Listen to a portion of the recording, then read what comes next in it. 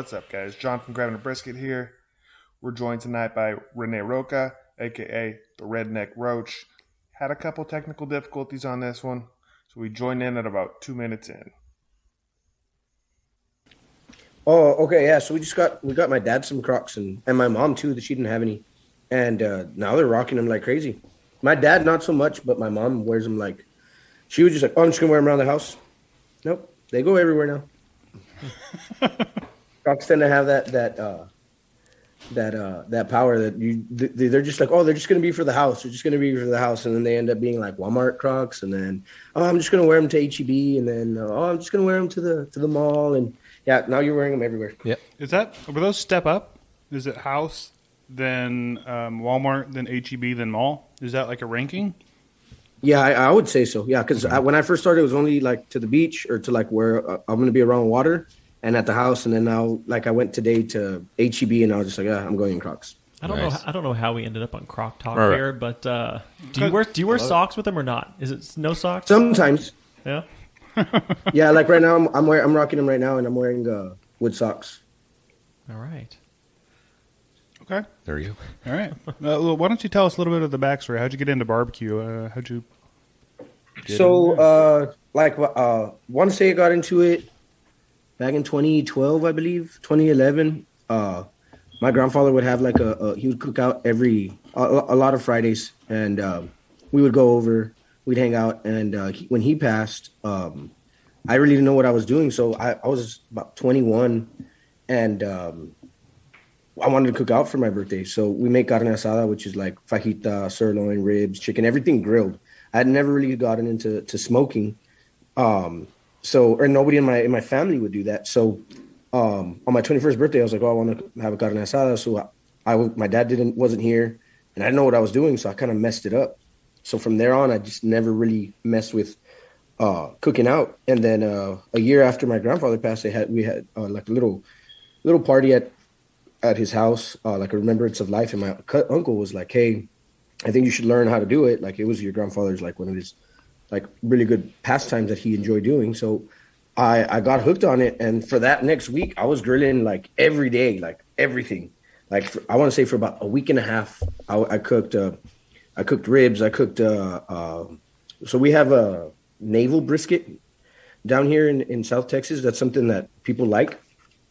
I can't really tell you where it comes from, what part of it. I just know that it's called navel brisket, and it's like a bacon, and it's super good, but like super bad for you, but it's real good. So I was cooking that, and then my friend, my uncle said, hey, I got shark, and I was like, cool, let me see if I can learn how to do that. So then I made hamburgers after the shark, and I just got hooked on it. And then about 7 years ago, a friend of mine was like, hey, come over. I'm gonna smoke here at my house. And I was like, oh, okay, cool. So I get there and I was like, oh, what time are we gonna eat? He's like, oh, you're looking at maybe about 4 hours because we're smoking ribs. I was like, oh, okay, cool. And then from there on, I just got like hooked on it, started watching a bunch of videos on how to do it and how to do it better. And I started with pork ribs. I really like pork ribs, beef ribs. And then like I finally like tackled the brisket, and I was like scared to. I'm not gonna lie. The first couple of them didn't come out that great. That's the way it always is. But now I'm making if I get like a catering event, or like this weekend, I'm going to make some, or Thursday, actually tomorrow, I'm going to make it for overnight for Thursday. I'm going to make about 40, 50 plates to sell. So I'm making like 6. I've made up to, I think, like 14 briskets at a time. So nice. It's pretty cool. Yeah. Let's go into the process of how you make brisket. We want all your secrets and rubs and tips. So you said South Texas. How where at in South Texas? Because we're south of Houston, and we consider ourselves South Texas. But where do you come from? I'm from Laredo, so I'm about an hour and a half, 2.5 hours from San Antonio. Okay. And it's like, so it's got like we're on the border, so we got like a lot of like southern, like Mexican Americans, and a lot of people that cross constantly. Right. So that a lot of people like that brisket stuff is pretty good. But So what I do when I do brisket, smoked brisket, I don't use a binder. I haven't been using a binder in a while. I kind of wanted to try y'all's method with the mayo, but I haven't like worked up the courage to do it. No, don't do it. And all it is just salt and pepper. Yeah, don't. So this is kind of a house divided here on the Grabbing the Brisket podcast. There are some people that like using mayo as a binder. I personally do not like using mayo as a binder.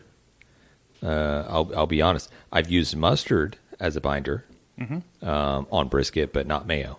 Yeah, honestly, on a brisket, I don't know if I've even done it on a brisket. I did it on the beef ribs. It didn't come out great. On a steak, I think it's great. I don't know about a bigger cut of meat. I don't know if I recommend that. Yeah, I would use olive oil, avocado oil or mustard. But now I just kind of, like I said, I just throw on just the salt and the pepper on the brisket. And then, with work now, I smoke it overnight. Well, I started overnight, so this is my little tip that I've been doing recently. I'll smoke it for up until it gets to 165 when I'm going to wrap. And then when I wrap, I just throw it in the oven. I just throw them in the oven and let them cook for another 6 hours till they get to like 210, and then I just let them rest. And I've seen that it helps me out because I don't have to be sitting down outside by the pit all night. Yeah, definitely. So it kind of helps out like with work. I work real early. I go in sometimes at 6 a.m, sometimes 5 a.m. Yeah. It just depends. It's very difficult. Like, I mean, if you're not, if you haven't like adapted over to, when I say adapt, you hadn't like traded over, and I'm being very facetious because I don't have no problem with pellet grills and grills that you plug in or whatever. But if you're running an offset smoker or a grill that requires just constant wood or charcoal, it is very difficult to do a brisket cook, especially if you work 40-hour work week or 80-hour work week. It's very difficult to put that in. And what you just described right there is something that I do as well. Throw it on the smoker, let it get plenty of smoke. Once you get to the point where you want to wrap it up, throw it in the oven. It doesn't matter where it goes after that, as long as it keeps that heat source up. It's fine. You can go back to, you can get a couple of Z's and be all rested up for the next morning, and that brisket's going to be money. Yeah, and that's what I was like, man, I don't know if I should put it in the oven. But I think that very first time I had to work the next day, and it was already like, I want to say like 1 a.m, and I had to be at work at 7. So I was like, man, if I stay up a little bit later, I'm not going to last. And at the time I was working at the school district, so you can't really just like, oh, let me just take it easy. I worked with in the gym, so I was there. I had to be like pretty focused and stuff. So I was just like, you know what? I'm just going to put it in the oven at 250. It's the same thing if you leave it in the smoker, exact same thing. So I just said, no, you know what? And it came out really good. And as long as you leave the rest period, I think the rest period helps out tremendously. For sure, yeah. And if you're wrapping, especially if you're using foil, then like you said, it makes no difference where the heat's coming from. Yeah, 100%. Yeah. Well, let's do talk. y'all use butcher paper? I've used it. Yeah, rarely. The bark always comes out really, really killer looking when you do butcher paper, but you sacrifice a little bit of the quality. Let me back first. You sacrifice a little bit of the moisture if you go that route, as opposed to going with the tinfoil, which is what I prefer to do, because you can still keep that meat tender. Like it braises in its juice, and it retains a lot of that juice, and that's what I want. I want that au jus. I want to go ahead and collect that au jus. And then there's methods for people doing the butcher and then maybe sticking it in a pan as well that can collect those juices. But me personally, I like doing the tinfoil. Yeah, I collect the juices and I throw it in a little bit, because I usually do like chopped brisket sandwiches. That's the fastest way to get brisket, I think, for me. Like to get it out, I'll make sliced brisket, but when I make like plate sales and stuff like that, I kind of just want to go chop brisket. So I save that, and I learned it from from a friend of mine that he's a professional chef. Like he's a legit, like he went to culinary school. He worked in New York at Google as the head chef. And I was like, man, he told me, he's like, if you want to enhance the flavor, he's like, all those juices that it has, he's like, throw it back into the meat. Even if you slice it, if you chop it, like it helps. And he told me, he's like, here, I'm going to collect some of it. And he put it like in a jar. He's like, I'm going to use it for like another day. And I was like, what?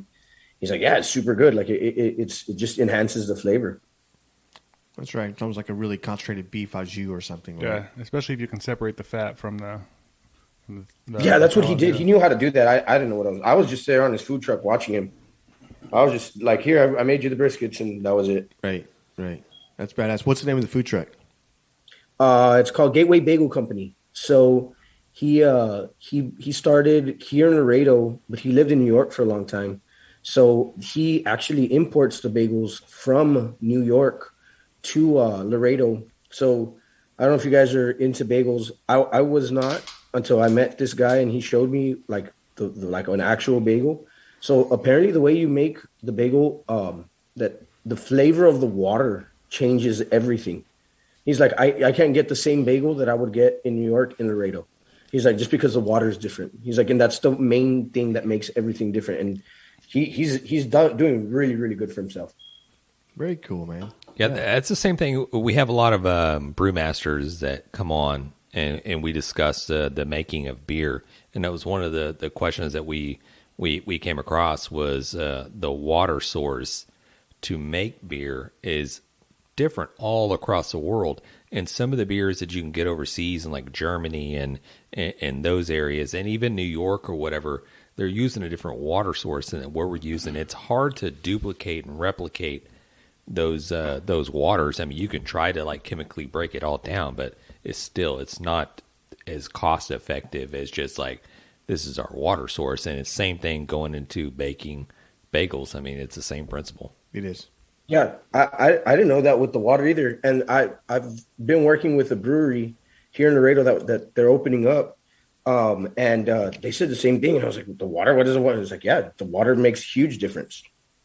Just like when you smoke, he's like you use hickory or you use oak or you whatever wood you decide to use is going to give it a different flavor, right? And I say, yeah. And he's like, well, it's the same thing with the brewery. And I was like, oh shit, that's cool.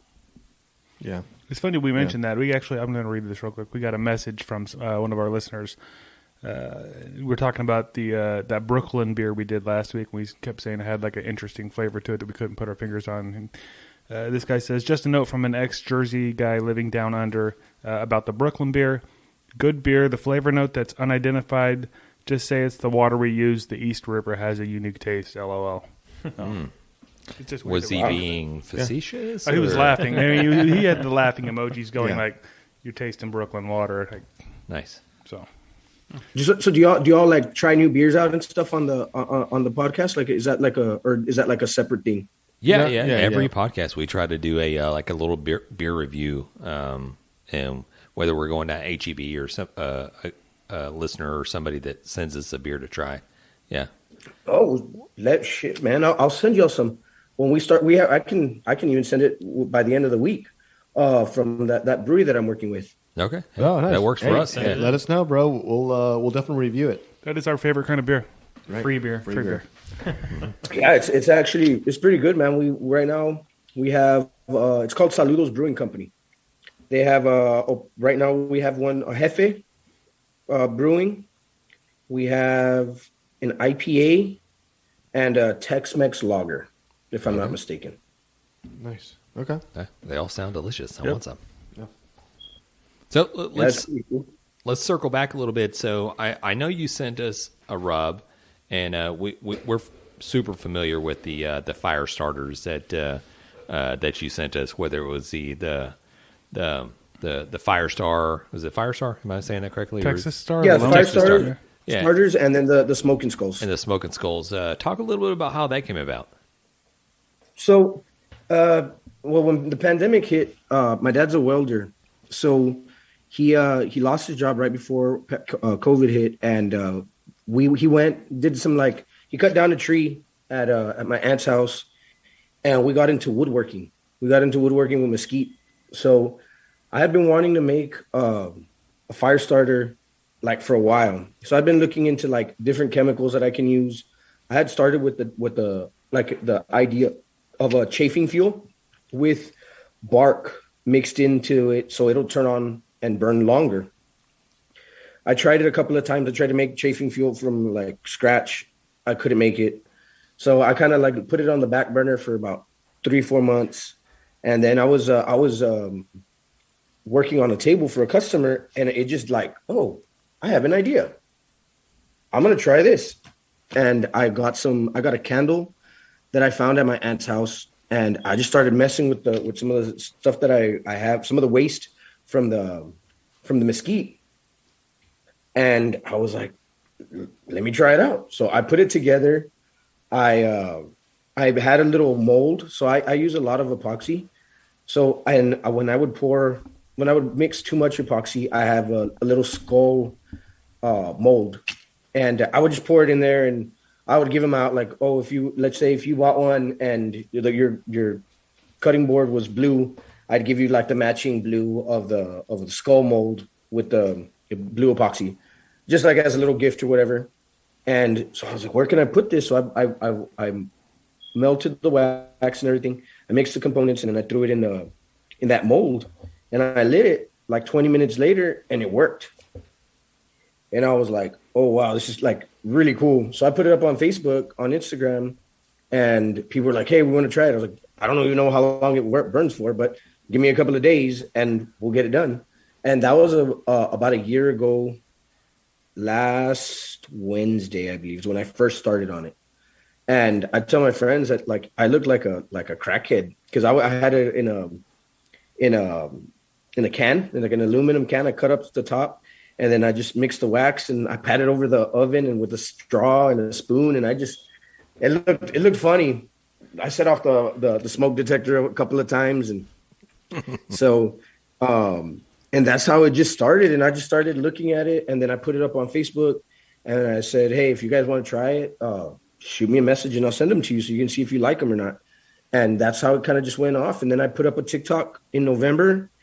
So I put that TikTok up, and I was like, oh, let's see how it works. And I got like 100,000 views on it, and I got a lot of orders, and I was like, all right, cool. This is something that's actually going to work, you know? Right. And I've been doing it for 9 months now, 10 months.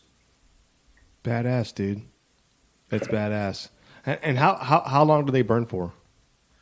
So the skulls, I've timed it. The longest one was 24 minutes.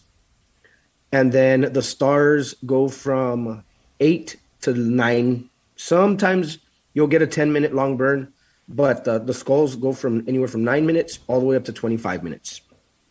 Damn. Okay. Okay. Is that the big ass skulls? No, that's the small one. The big one, the extra large one, that one I saw it burn for I think an hour and 10 minutes. Holy moly! But those I don't really sell those because it's a lot more. It's a lot more product, so it's going to cost you the same price as to buy the 12. And some guy was like, "Oh, well, what if I want to start a big fire with that?" I said, "Well, all you really need is a small one. You don't need a big one to do it, because it's still going to turn on a big fire. It's not going to, because once it catches the stuff on fire, it starts melting faster. So you're going to get the same burn time if you're doing it in a big fire opposed to a small fire. It's still going to melt just as fast. The only time that it lasts longer is if you're just watching it burn, where there's no, it's just the fire starter itself burning. That's when it burns longer. Okay. Right. I got you. Yeah. So once the wood starts getting hotter, it starts melting a lot faster. Right. But if you just put it set up like where you just want to watch it burn, that's when you're going to get that full. On the large one, you'll get it for like an hour. Okay. Yeah, but these smaller ones are strictly for getting a quick fire lit, right?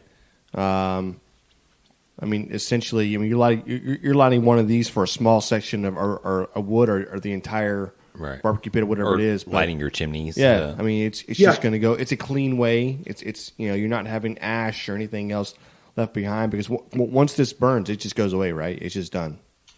Yeah, it just goes away, and there's no there's no residue because it all kind of melts out. It's very similar to the tumbleweeds. The only thing is that the tumbleweeds, when you light them initially, you can see like a little black smoke, and mine doesn't have a black smoke, so there's no chemicals in it other than the wax. Right. So that's the only difference between mine and theirs. You're like, yeah, mine's better and theirs aren't. That's what you're saying. Yeah, well, actually, mine burned a little bit longer. There was a guy, I don't know if you guys follow him. His name's Smoke Some with Loop. I don't He's on Instagram. I don't think he's on Maybe. TikTok. But he did a side by side with the fire starters, the little wax cubes, the ones that they have. I think it's I can't remember what company it has. It has those, and then the tumbleweeds. And mine surpassed the tumbleweeds and the little wax cubes or whatever. I don't know what they're called. And he has a video up, and mine went for 15 minutes, and the other two went for 9 and 10 minutes, I think. So let me ask you a question. So you threw this out there. It kind of blew up a little bit, right? And you started like, okay, let me figure out how to do this, and started doing it, right? You started packaging them and sending them out. Yeah. So at what point? I mean, like, obviously, I mean, are you still working your full-time job? Or are you only doing this full-time now, or are you just like a balance? Like, how many hours can you work in a day? You know. Well, like right before I got on, I made so this afternoon I packaged nine boxes, and I just set up to make another 9 boxes. It doesn't take long. It really doesn't. The thing that takes long is letting them cool down. That's the only like tricky part. But if I really wanted to, I can. If I were to do like 8 hours of it, I can probably knock out 100 orders, like build up 100 orders in a day. Okay, make and it doesn't take long. But I still have my full-time job. Right. Yeah, you got mailbox money coming in, man. That's awesome. Yeah, dude, it's cool when like I get on and I look at my orders, or I check my email, and I'll get the notification, and I'm like, man, that's cool. Or like I'll post up a video, and I'll mention the fire starters, and it'll come out, and I'll like look, and I'm like, all right, cool. Like I got like 5 orders or 6 orders, or I think the best one, apart from the very first initial one, I did one in March. Some guy was like, well, why can't I just go buy the ones that they have at HEB for $5? Why do I have to pay you $10 for it? And I did like a reply to him, and it was just like points as to why. And so many people, like, he messaged me. He was like, hey man, I didn't know I offended you. I was like, dude, you didn't offend me. He's like, no, I think I did. Like, there was a lot of people like threatening me, like not threatening me, but like talking bad to me on messages. Yeah. Like, hey, like don't, like, you should support local. Don't be that mean guy on TikTok. Nobody wants to hear you. He's like, I'm sorry. I was like, dude, I don't care. I was like, I got 19 orders from you, so I thank you. Right. Yeah, keep it up. Can you comment next week's video? Thank you. Yeah. No, definitely. That's funny. So where do you see this going then? Honestly, I want to get into like big box stores. I have a couple of offers here to like local meat markets and stuff like that. But right now, where I'm just kind of putting them through the internet, which is just TikTok, Instagram, Facebook. Yeah. And but I do hope to. I'm working on my patent right now, so I can, once I get my patent, I do want to put them into like Academy, Buc-ee's, HEB, Walmart, places like that. That'd be the end goal. Do you have the means to scale it, right? If somebody, you have 100 orders today, and you're like, okay, well, I can do that today. But let's say you get, 1,000 orders tomorrow, right? And you're like, holy shit. And then the next day is 1,000 orders. You're like, okay, I've got to obviously scale this. So, yeah. Well, I'm slowly looking into like getting big. Like the way I burn it, the way I melt all the wax is, I think it's like a half-gallon stainless steel pot. And I just fill it up with wax, and I get I want to say about 12 dozens every time I fill up that pot. But I want to get a bigger one where I think it's a 5-gallon one, and you can melt wax at a way faster rate, and it keeps it consistent. So where you say, all right, cool, I need it to be at 300 degrees. It's what like candle makers use there's a guy that I follow that makes candles, and he has like 3 of those pots. And so yeah, that would be the end game goal. To be able to make like 1,000 every day, I'd love to do that. Oh, 100%. No, I know. I get that. Yeah. Hey, listen, I want you to sell thousands a day. This is a great product. So, I mean, obviously, and it's cool looking. Like, it it's is. a great product, and it looks badass. One of the questions I had earlier is like, do we have to just do skulls and you know, I mean, are there other things you can any mold, right? You can put it in any mold. So yeah, I actually, they got me a Texas mold. They got me a weenie dog mold. A friend of mine got me a weenie dog mold. What about just a weenie? Huh? What? What about just a weenie? A weenie. Hot dog weenie? Yeah, that'd be weird. Yeah, that could work too. I mean, you can. Yeah. A customer here wanted to 3D print his logo, and he wanted me to make him because he's like, I can print you a 3D logo, and then make the mold out of it with silicone. And he's like, can you do that? I said, well, yeah, I don't see why not. And but he ended up getting a lot of like orders and stuff. And so he's like, no, I'll wait for a while when once work starts slowing down, because he's like, I really have to like get into doing all that. But yeah, I actually would want to get it to Buc-ee's with the Buc-ee logo. Yeah, there it is. Buc-ee's, if you're listening, we got some fire starters for you right here. Oh, they're listening. Yeah. And the cool part is that, like, what I've noticed is that they're like, you can use them in the rain. I don't think I sent it to you. I'll send it to you right now. A friend of mine, man, this guy's crazy, dude. He does some weird TikToks. Very weird looking guy, but he's a funny guy. So he lit it up in the rain today, and it turned on. That's just it, right? Light it up, boom. That's gonna light. Set it, forget it, don't you regret it. Yeah, there it is.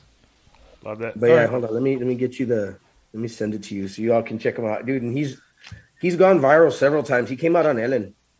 Oh wow. And he came out in Ellen throughout the pandemic. Okay. His video got to his video got to Ellen. It was crazy. That's cool. All right, so if somebody wants to order your fire starters or your seasoning, where do they go? Oh, I don't have a seasoning. The seasoning that I sent you all, I don't remember which one I sent you all. Did I send you a little bag, or did I send you a bottle? A little bag. Okay, no, that's my friend's seasoning. I work with 2 seasoning companies.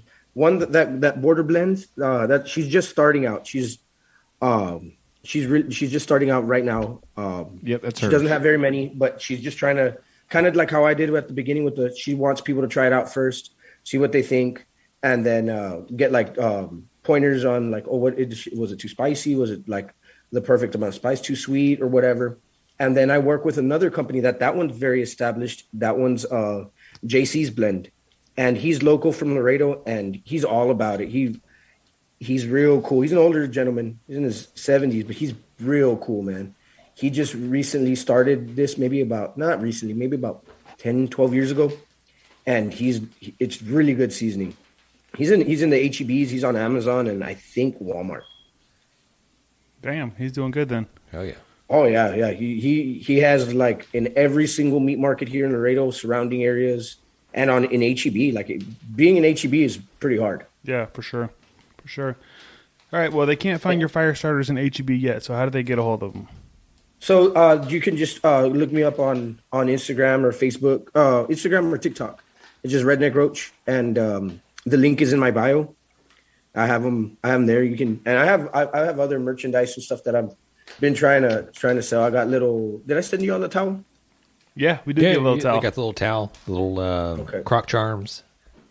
Yeah, towel, croc charms. I got beer koozies. My mom just recently started making shirts. So if you want a shirt, and that gives my mom a little bit of spending money and stuff. So I have a bunch of stuff, dude. I've wanted to do more, but I think at the same time, once I start doing a lot more like merchandise and stuff, it just takes a little bit longer to. All right, cool. I got to get this now. I got to get this. So I'm trying to think of what other stuff I can put on there that people would want to buy. But the koozies and the rags are pretty cool. And now that I got the croc charms, I'm really excited for those. Badass, man. Hustling. I know it. Yeah, dude. My thing is, I want to retire. I want to stop having to work, and I got all this week off. I had a lot of overtime hours, and yesterday I went to go play cards after I finished making fire starters, and then today I woke up and I started working on some fire starters. I went to the brewery, went to hang out for a little bit, and I was like, man, this feels real cool, like not having to work and Oh yeah. Like, get doing what I want to do, you know? Right. Yeah. No. Hey, I am right there with you. 100%, I hope you get there. Seriously. From one hustler to another, hope you get there, brother. Definitely. Yeah. Hey, and Thanks, because that honestly means a lot. It means a lot just even being on the podcast. Like it's crazy cool. Like I did one last week with Burley, and I had already done one a year ago with him, and it was cool. This one, I feel honored to be on here. You know. Nice, brother. Hey, appreciate you saying that, man. Hey, we appreciate it, but back at you 100%. I mean, we feel honored to have you on to the podcast, and thanks for sharing your product with us. And as John and Jan and Matt, everybody has reiterated, hey, we wish you the best. We're definitely here to support you, and we hope you get in those HEBs and those Buckies, and we hope you kill it, bud. Yeah, man. I believe me. I think it started like I was thinking about earlier. When I read your text message, like, what we were going to kind of talk about, and I was like, all right, cool. I've said it before on other podcasts and stuff, or just in general, talking to people, that like what my grandfather would do every weekend and stuff.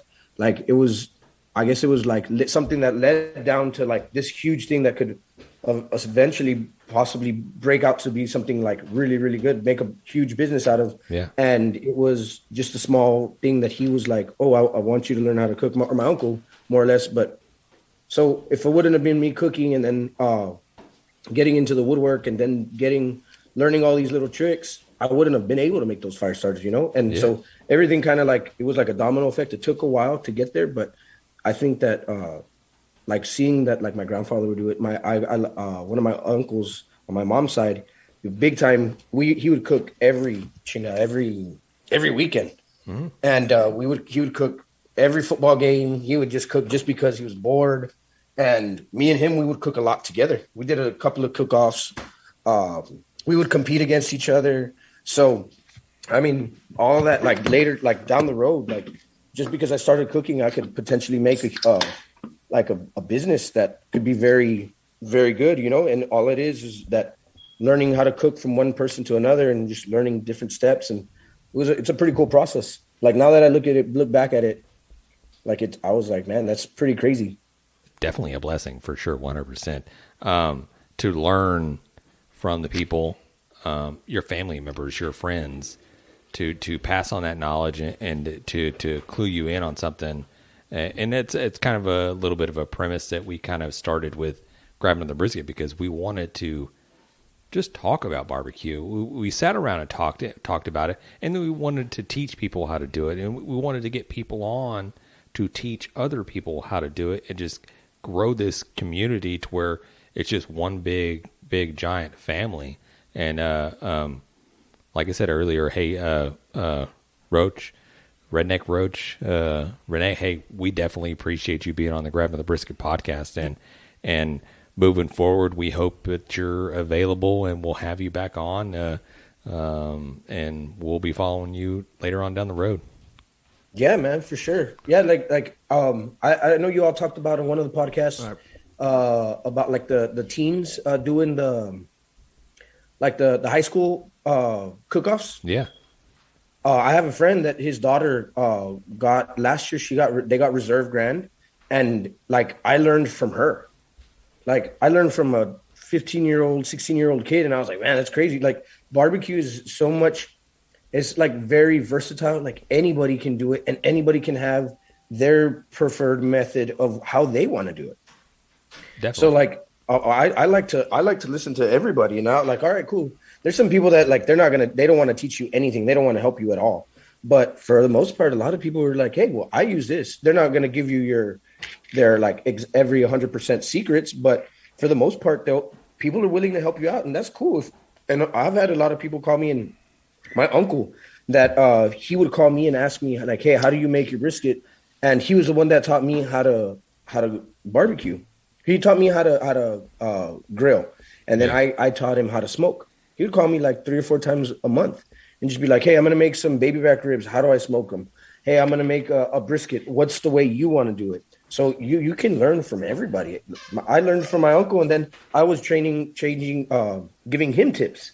And then I was with my friend and his daughter, and she was giving me tips. So it's a very versatile thing that anybody can do something different. There's no right or wrong way to do something, unless you burn it. Then that's definitely the wrong way to do it. Right. But Yeah, for the most part, it's pretty cool. Yeah, the barbecue family is amazing, and we really appreciate you being on tonight. Can't wait to do this again, brother. Yeah, man, for sure. Let me know. I'm free every night. So whenever y'all, even if y'all just want to go live and just hang out and stuff, I'm down. Okay. Awesome. We'll hit you up, brother. Sounds good, bud. Have a great night. All right, man. Take care, bud. You too, y'all. Have a good night. Yes, Thank you sir. for having me. All Thank right, you, bud. bye. There you go. You got Redneck Roach there. This dude has some energy. That was great. He does, He's clearly hustling, getting his product out there, and we love that. Let's take a quick break, and Got to pay the bills. yeah, we'll come back.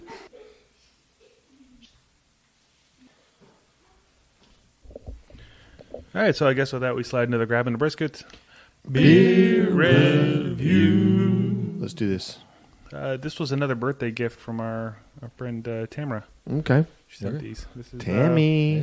Oh, Tammy Tam. Samuel Adams, but this is not the Boston Lager. This is the Summer Ale Citrus Wheat Ale. Ale. Okay, says ale I'm twice sorry. in there. I'm sorry. Hold on. James, I thought you said this was a Russian stout or something. No, I was just trying to scare you. I never earlier. said that. That's Matt. Oh, well, shit.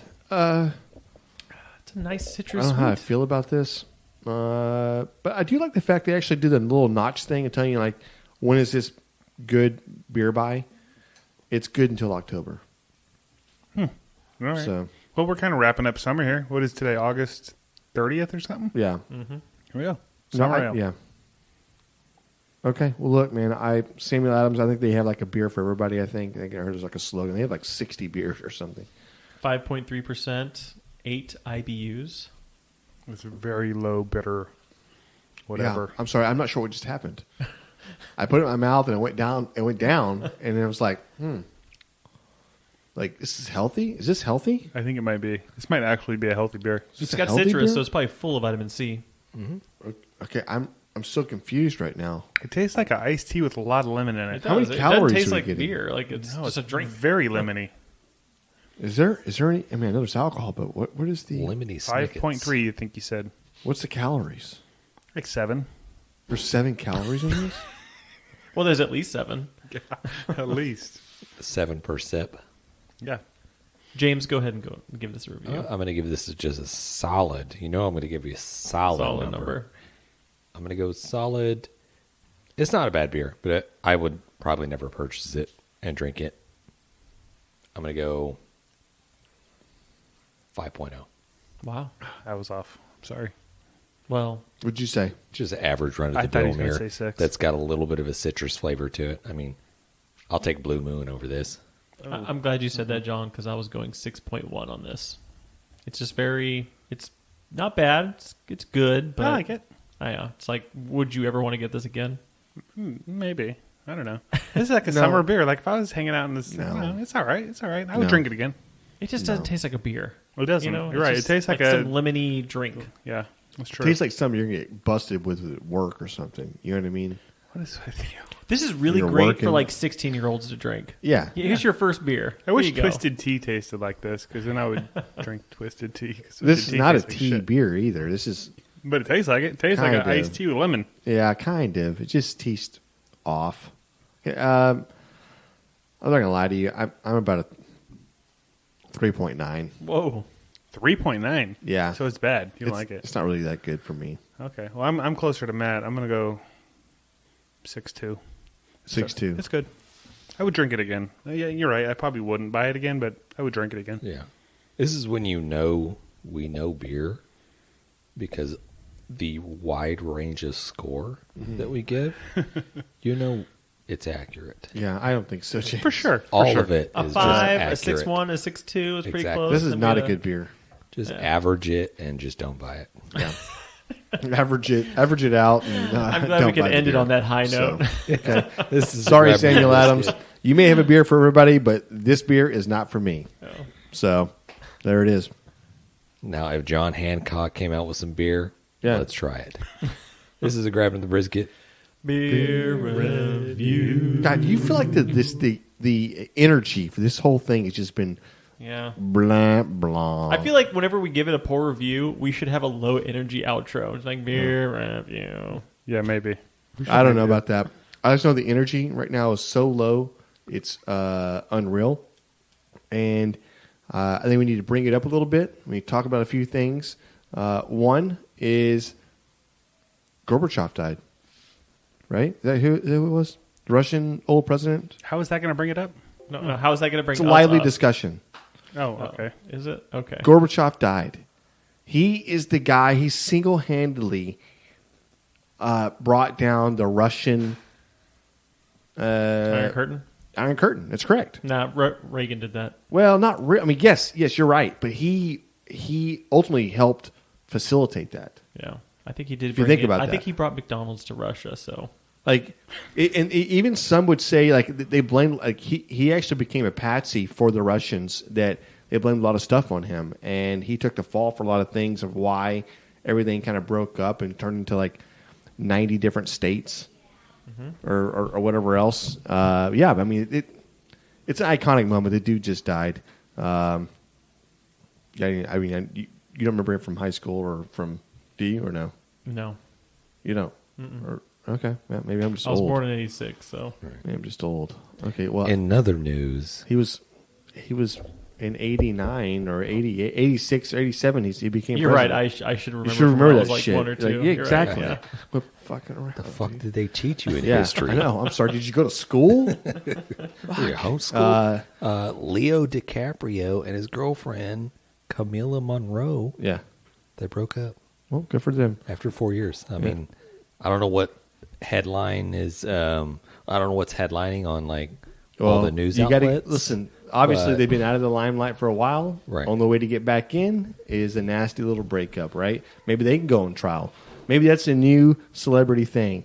These people start having these celebrity fights through like Judge Judy trial shit that we just fucking glue into and get to air out all the dirty laundry. Hey, by the way, TLC or what's the little network? This is my pitch. It's my idea.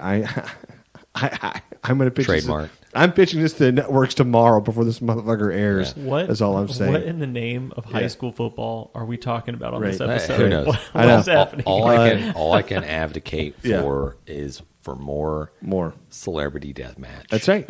More celebrity Can we deathmatch. get More more celebrity deathmatch? trials. I want to see that. Hey, I got one thing to think about, and I think there's two different types of people in this world. It's the person. Okay, there's two types. One type is a person that will throw something into the garbage, and there's no way in hell you're going to reach in there and pull it back out and like maybe eat it or something, right? Like, oh fuck, I screwed that up, right? That's mine. I want that back, right? And then you have the people that will do it. So I watched Amy tonight throw away like so many cookies, right? So many cookies that it actually made a big, huge pile that came out of the top of the trash can, right? They're sitting, like literally they're sitting, the very last cookie fell and it hit the top, right? It's on top. Like, it's not in the trash. But for her, since it physically, in her mind, she had thrown it away, and she really wanted one of the cookies, she couldn't reach and just grab it. Even though it was like, if that's the lid for the trash, it was here, she couldn't do it. She couldn't eat the cookie, right? And I started thinking about it. I was like, I wonder if that's something, because some people just don't give a shit. Like, my mom made a pot roast for my dad because he stayed out. Not because. He stayed out all night. She ended up throwing the whole thing away. She woke up and went in because she knew somebody was home, of course, right? He'd already pulled it out of the trash, and he made himself a sandwich, right? Or something like that. And then I think she was like, "Hey, I already made you a plate or something, whatever." What I mean, the He case already- is already he had was trash can pot roast. yes, he was the guy that would do that. I'm saying, is that weird to think about? Like, if you threw it away, would you get it out, Matt? Like meat? Yeah, anything. What does it matter what it is? Well, it's been sitting in the trash No, can for a no, while. no, no, no. It's one of those You moments. dunk it in there and you're like, you, I want you it. toss it. You see where it landed. It landed on last night's pizza box that you just threw away 5 seconds ago, right? Yeah. And you're like, it's not automatically disgusting. it's not. yeah, but it's not. would you eat it? Probably if I was hungry enough, or if I drank Or enough. yeah, okay, we're not starving. We're not eating our trash cans right now. I'm just saying, like you're like, oh shit, I actually didn't mean it. I'm going to take that back, right? Could you do it, James? No, No, John. done. Probably, yeah. Yeah. How why many not? days we talking here? No, right. That's what I'm saying. It's first of all, Right? Is this the only food in the house? no. It's just choice. No. So what kind of food is it? Doesn't matter. Of course it matters. It's a donut. It's cream corn. I'm not It's a scooping it donut. out. No, it's a donut. Yeah, of course I am. Of course you are, Get your right? spoon, The scoop it donut out. falls. And I put it in? You just dropped it, and Does you it look down. land in like coffee grounds or anything? Nope, it just lands. What does it land on? It just lands an old let's pizza say box. it just lands like on a cup, like a plastic cup or something. Yeah, why not? I like it. Yeah. Listen, I would totally eat it. Yeah. I would eat those cookies today too. So food for thought. Hey, peace be with you. Yeah. You already knew James's answer before Yeah. you asked him. Yeah, I know. I already knew where he said. Well, if you're eating food out of the trash can, you probably can't afford to buy any of our swag or shirts or anything on the grabheminthebrisket.com website. Or or you can maybe get shirts maybe you and can. swag and other Maybe things. maybe you can because you save money. Or maybe you're Well- just throwing away so much food that you just have so much money. Check out the swag shop. There it is. Do we need to take a break to pay the bills? We already did We that. did one. We don't need We another one. did. Yeah, we don't need any I more. didn't even realize we're that. gonna, Yeah, we're we going to did. take like the break to end the podcast. Okay. Well. That's called the final break. Oh. It's the final breakdown. Exactly, John. All right, thanks, John. That also has the word final in it. Make a just make a sticker of that. I want to hear that every time. Okay. Something comes up. That's Yeah. perfect. All right. Okay. Hey guys, appreciate you tuning in to us. It's been a cool podcast. Stay tuned. We got a lot more for y'all. So Hey, it's been great talking barbecue with you guys. Peace. Thanks, everybody. We've been great. Dang it, Bobby. Just grab the brisket. We'd like to give a special thanks to Sucklebusters Barbecue Rubs and Sauces, Bolner's Fiesta Spices, CoolieNation Custom Koozies, Cambro Manufacturing, YETI Coolers, the Smoke Sheep Barbecue Newsletter, and Dalstrong Knives. We definitely appreciate your support.